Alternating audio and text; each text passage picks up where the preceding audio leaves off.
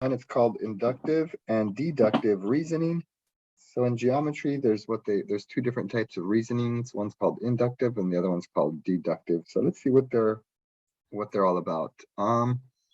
So this just tells you what you're going to learn. We're going to understand and use inductive reasoning to solve problems, and we're going to understand and use deductive reasoning to also solve problems. So first, we started off with the natural numbers. So the natural numbers are also known as the counting numbers. So it's the same thing. Some people call them the natural, some people call them the counting. And they always start at 1. And then it's just the whole numbers starting from 1, 2, 3, 4, dot, dot, dot.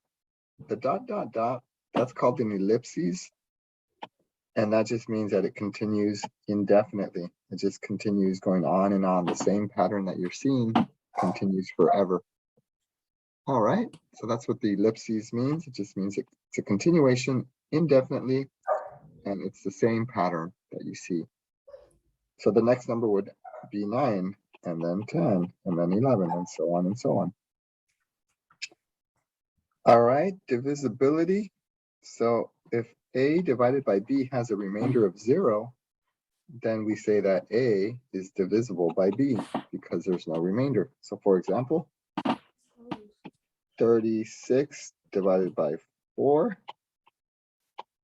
Does anybody know what that is? 9. It's 9. And the remainder is 0, right? There's no remainder. So that means that 4 is divisible. 36 is divisible by 4 because the remainder is 0. All right, so that's what that means. The counting numbers that are divisible by 2 are the even numbers, 2, 4, 6, 8. So if you go back to here, all the even numbers will be divisible by 2 because if you divide by 2, the remainder is going to be 0 for each of those. That's the definition. All right, the counting numbers that are not divisible by 2 are the odd numbers.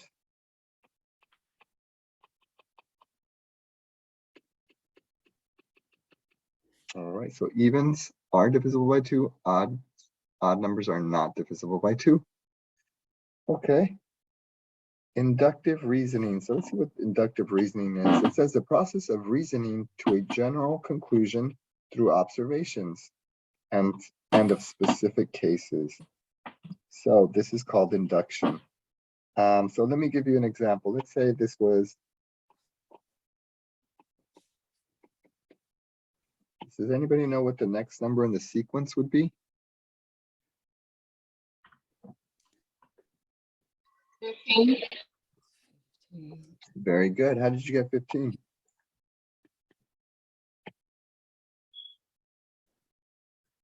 Every 4 numbers.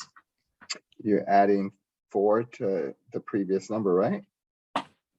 Yeah, so you just keep adding 4. That's the pattern, right? So the next number would be 19. 19. So what we just used was inductive reasoning.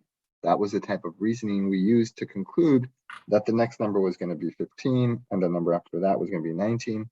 So that's an example of what inductive reasoning is. It's the process of reasoning to a general conclusion through observation and of specific cases. All right, so often used by mathematicians and scientists to predict answers to complicated problems. All right, so yeah, it's basically you're just observing patterns, and then based on the pattern, you're able to figure out what the next number in the sequence is, or you can predict the answer to a problem based on that inductive reasoning. All right, then it says scientific method.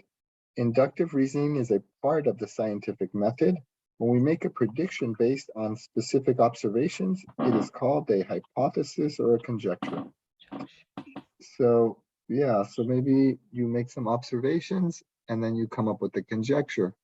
Maybe, I don't know, maybe it rains at least once every December. And maybe you follow that for like 5 or 6 years. And every December, you notice that it rains at least once. So your conjecture or your hypothesis might be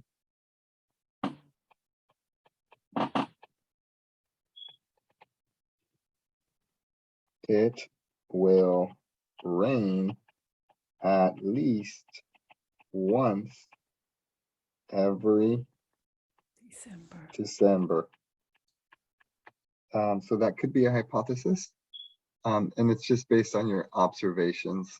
And so you just make a prediction. Okay, so let's move on. So here's another example. It says, what reasoning process has led to the conclusion that no two people have the same fingerprints or DNA? This conclusion has resulted in the use of fingerprints and DNA in courts of law as evidence to convict persons of crime. So the answer is they're asking what reasoning process has led to the conclusion that no two people. So you're supposed to say the inductive reasoning. So the answer is inductive reasoning, because it's been through experience that there's never been two people that have the same fingerprints or the same DNA. So we can make the prediction that no two people have it based on this reasoning because we've never seen it before. So therefore we can make that conclusion. All right. So that's just an example of inductive reasoning. All right, for this example, they say pick a number, any number. So pick any number. So everybody just pick a number, but don't say it out loud. Just pick it in your mind. Maybe write it down on a piece of paper. I'm going to pick a number too. I'll pick 7. Multiply the number by 4. So now we're going to multiply that number by 4. And then we're going to add 2 to that product. So we're going to add 2 to the product. Then we're going to divide the sum by 2. So divide the sum by 2. And we're going to subtract 1 from the quotient. So subtract 1 from the quotient. So repeat this procedure for several different numbers and then make a conjecture about the relationship between the original number and the final number. All right, so let's work this out. 7 times 4, anybody know what that is? 20, 28. 28, 28 plus 2, 30, 30, so it's going to be 30 divided by 2 minus 1 is 15, 14. 14. Divided by 2 is yeah. 15, minus 1 is 14. Very good, 14. Did anybody use a different number? Did anybody pick a different number to start off with? no, I use 7. 7 is my favorite number, so I was over here laughing. All right. Let's just I'm just going to use a different number. So let's try 100. So you're supposed to multiply by 4, add 2, divide by 2, subtract 1. So what is this going to be? 400, 400, 400 plus 2, 402, 402 divided by 2. 201, Yeah, and then 201 minus 1. 200. Wait, did I do this right? Hold on. 400, 402, 201. So the final answer is 200, right? Right. Okay. So look at the original number and then look at the final number. And Oh, then, It's then doubled. it's Each double. number. yeah, it looks like it's going to be double. So that could be our conjecture, right? Our conjecture would be whatever number you start with, if you double it, that's going to be your final answer. Answer. So yeah, so that would be our conjecture. Let me write the conjecture down.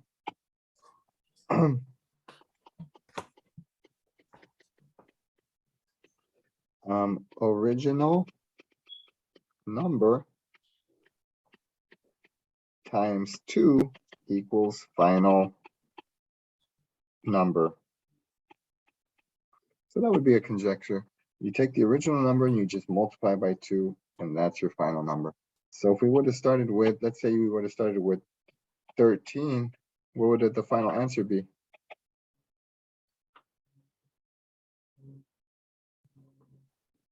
Double it, 26. Yeah, 26. Let's just verify that just to be sure. So let's start once again. Let's just change this to a 13. So change that to a 13. Let's see if it works. 13 times 4 is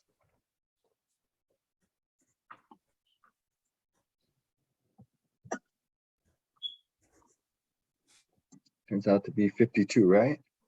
52 plus 2 is 54. And then you have to divide 54 by 2. That's 27. And then 27 take away 1. 26. 26. Did it work? 13 plus 13 is 26.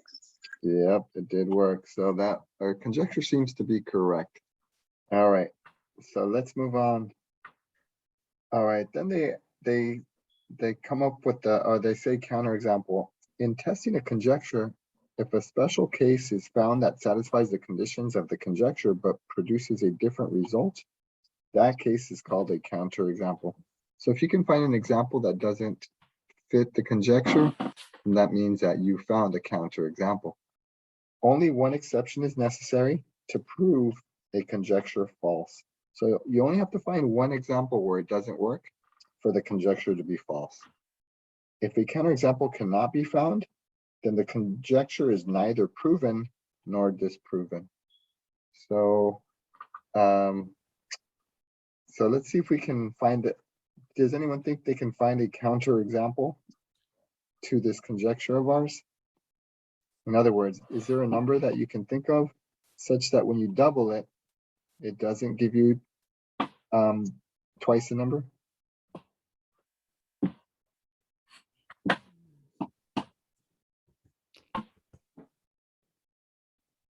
Thirteen. 13. Well, 13, we get 26, Oh, right? yeah, that's right. Yeah. How about 14? 14, I'm pretty sure it's going to work. Let's just try 14 times 4 plus 2 divided by 2 minus 1. So the conjecture is that it should be 14 times 2, 28, right? It should be 28. Let's see if it's true. 14 times 4 is 56. 56 plus 2 is 58. By 2 is 29. 29 minus 1 is 28. So it did work because if you multiply that by 2, you get 28. Yeah. So I don't think we're going to be able to find a counterexample. I think it's going to work for all the numbers. And let's see what they say next. The second type of reasoning process is called deductive reasoning or deduction. Deductive reasoning is a process of reasoning to a specific conclusion from a general statement. So this is different from inductive. Inductive, you're just looking at observations and patterns. But for deduction, you're actually going to come up with the proof, a real proof, which you'll see right now. So they say prove using deductive reasoning that the procedure in example 5 will always result in twice the original number selected. So basically they want us to prove using deductive reasoning that the conjecture is true, that this conjecture will always be true. So this is how we can do that.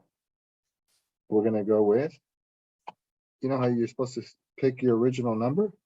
You pick a variable. So let's pick, they want us to use n. So you pick n to be your original number. And then they say multiply that by 4, right? They say multiply by 4, add 2, divide by 2, subtract 1. So multiply by 4.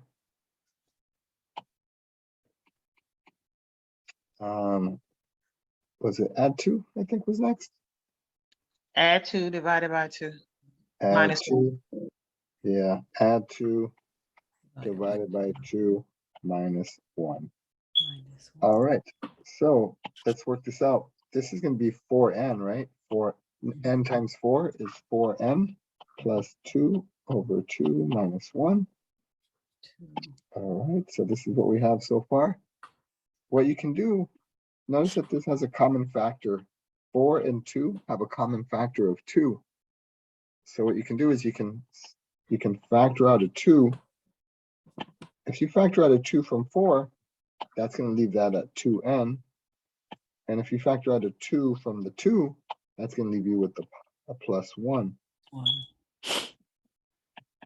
So what I did is I took out the 2 from the numerator because they both have a common factor of 2, so you're allowed to factor it out. And then you can always kind of check. If you distribute, you would get 4n plus 2. All right, and now, see these two? You can cancel them out. You can cross cancel them because you're dividing. So those disappear. And now you have 2n plus 1 minus 1. The ones are going to disappear because they're going to cancel each other out. And you're left with 2n. With So that's the proof. You started with n, and the answer was twice, 2 times n. So that shows you that this is an example of using deductive reasoning because you actually proved a statement to be true. The original number is n, and the final number is 2n. So this is how you would prove it formally. All right, that is the end of the section. Yeah, that was it. All right, let me show you the homework, what the homework would look like. So let me bring that up real quick.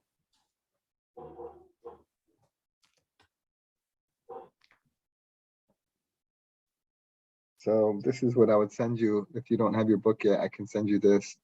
It's a picture of the first page, 1.1. So remember, you're supposed to do every other odd, right? So you do 1, skip 3, go to 5, skip 7, go to 9. And let me bring up the next page. And mister, can you do that again? Yeah, let me bring that up again.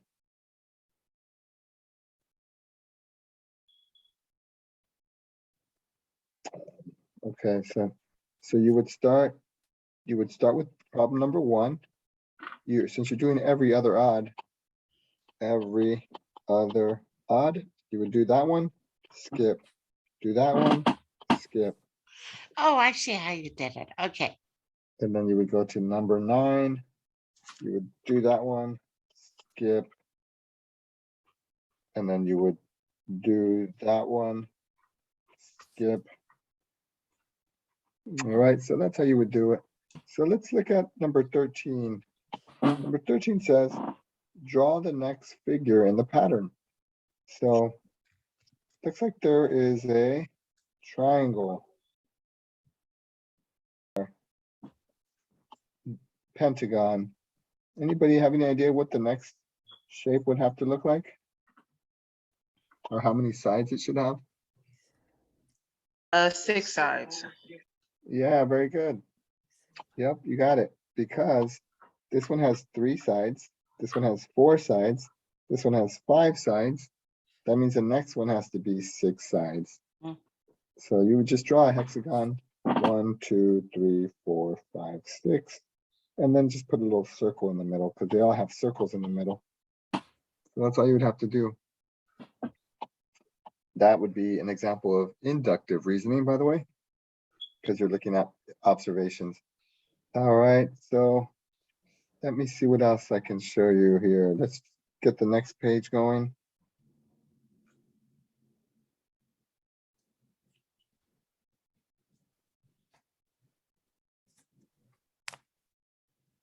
Okay, so after 15, you're supposed to do 17.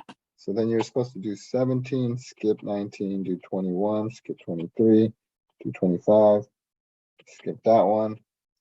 So why don't I'm going to send you guys these pictures And then I'm gonna put you guys in a breakout room. Let's see, what time does class end? Does anybody know what time class ends?